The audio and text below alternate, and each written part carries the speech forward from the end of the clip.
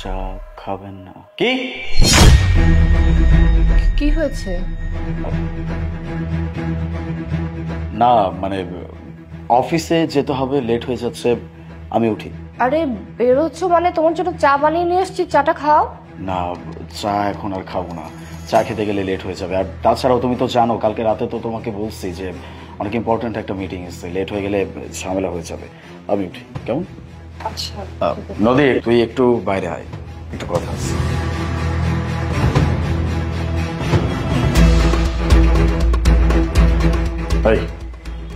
এসব কি লিখছিস? কেন খাবো না? স্যার আপনার লগে আমার কিছু কথা আছে। কত?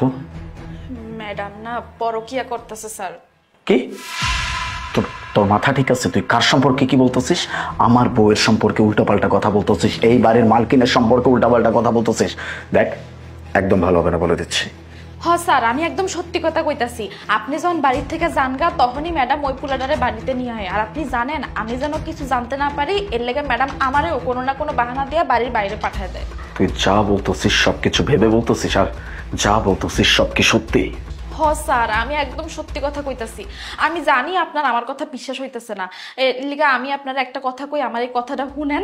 আপনি আজকে অফিসে যায়েন না, আপনি আজকে তাই নিজের চোখে সবকিছু দেখতে পারবেন। আমি আপনার কল দিমু, যখন ওই পুরাটা আইব তখনই আপনি আয় পড়বেন। ঠিক আছে, তুই যা বলবি আমি তাই করব, কিন্তু একটা কথা মাথায় রাখিস, যদি যেটা তুই বলতেছিস সেটা মিথ্যা হয়, তোর কিন্তু কোনো নিস্তার নাই। হ্যালো, হ্যাঁ তুমি কোথায়? তুমি তাড়াতাড়ি আসো, আমার হাজবেন্ড বের হয়ে গেছে। হ্যাঁ তাড়াতাড়ি চলে আসো, ঠিক আছে? ম্যাডাম আমার কাম তো সব শেষ।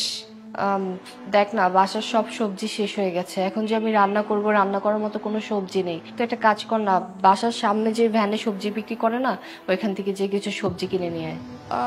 ও আচ্ছা আচ্ছা ঠিক আছে, আধা ঘন্টা পরে যাই। আরে না পাগল নাকি, আমি তো এখনই রান্না করব, যা নিয়ে আয় প্লিজ। আচ্ছা ঠিক আছে, এখনই যাইতাছি।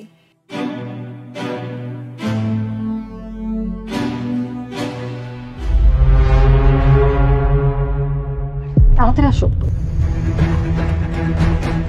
আচ্ছা, বাড়িতে কেউ নাই তো? আমার না ভয় লাগতেছে। আরে কেউ নাই, আসো ভিতরে আসো। বস। আচ্ছা তুমি কোথায় ছিলে বলো তো? এত লেট করো কেন? তোমাকে আমি বলছি তাড়াতাড়ি আসতে, তাড়াতাড়ি আসবে না? আচ্ছা, আমি যেখানে আসছি কেউ দেখে ফেলবে না তো? আরে কে? হ্যালো স্যার, আপনি তাড়াতাড়ি আহেন, পোলাটা আয়া পড়ছে। আলিফ তো অফিসে গেছে, আর আমার বাসায় যে মেয়েটা কাজ করে ওকে আমি সবজি কেনার জন্য বাইরে পাঠাইছি। ও আর আধা ঘন্টা 1 ঘন্টার মধ্যে আসবে না। দেখো, আমার না তোমার সাথে এইভাবে আর চুরি করে দেখা করতে ভালো লাগে না। আচ্ছা তুমি এত কথা কেন বলতেছো? এইভাবে না দেখা করলে কিভাবে দেখা করবা? আর এখন যদি ওকে সবকিছু বলে দিই তাহলে তো আমাদের প্ল্যানটা সাকসেসফুল হবে না, তাই না? আলিফ, তুমি তুমি না অফিসে গিয়েছিলে? না, আমি অফিসে যাইনি, অফিসে যাওয়ার নাটক করছি। ভাগ্য ভালো যে নদী আমাকে সবকিছু বলছিল, আমি না বিশ্বাস করি নাই। কিন্তু এখানে এসে যখন এই সব কিছু দেখতেছি তখন আমার বিশ্বাস হচ্ছে নদী আমাকে যা বলছে সব সত্যি কথা বলছে। আরে তুমি তুমি এসব কি বলতেছো? একটা কাজের মেয়ের কথা শুনে তুমি আমাকে ভুল বুঝতেছো। আর ও ও তো আমার বয়ফ্রেন্ড না, আমার ফ্রেন্ড, আমার সাথে দেখা করতে আসছে।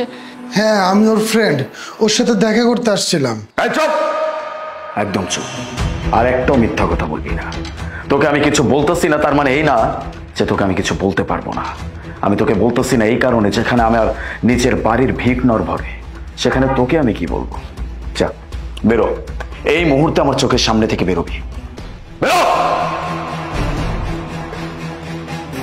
আলিফ, আলিফ তুমি আমার কথাটা একটু শোনো। আমি আমি আমার না ভাবতেও অবাক লাগতেছে, কেন তুমি আমার সাথে এমনটা করলা? কিসের অভাব ছিল? ভালোবাসা, টাকা পয়সা, অর্থবিত্ত, কোন দিক থেকে অভাব ছিল? তারপরে এরকম একটা কাজ তুমি কিভাবে করতে পারলা? সবকিছু থাকা সত্ত্বেও যখন একটা মেয়ে এরকম কাজ করে তার মানে সেই মেয়েটার স্বভাবই হচ্ছে এটা।